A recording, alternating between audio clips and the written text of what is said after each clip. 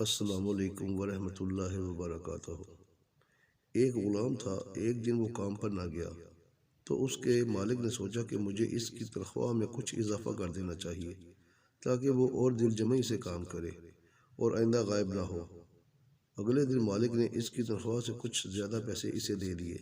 جو اس نے خاموشی سے رکھ لیے، لیکن کچھ دنوں بعد وہ دوبارہ غیر حاضر ہوا تو اس کے مالک نے غصے میں آ کر اس کی تنخواہ میں کیا گیا اضافہ ختم کر دیا اور اس کو پہلے والی تنخواہ ہی دی۔ غلام نے اب بھی خاموشی اختیار کی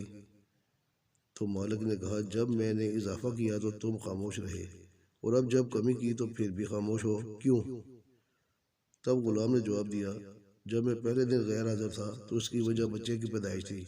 اور آپ کی طرف سے تنخواہ میں اضافے کو میں نے وہ رزق خیال کیا جو وہ اپنے ساتھ لے کر آیا، اور جب میں دوسری مرتبہ غیر حاضر تھا تو اس کی وجہ میری ماں کی وفات تھی اور آپ کی طرف سے تنخواہ میں کمی کو میں نے وہ رزق خیال کیا جو وہ اپنے ساتھ واپس لے گئی۔ پھر میں اس رزق کی خاطر کیوں پریشان ہوں جس کا ذمہ خود اللہ نے اٹھایا ہوا ہے۔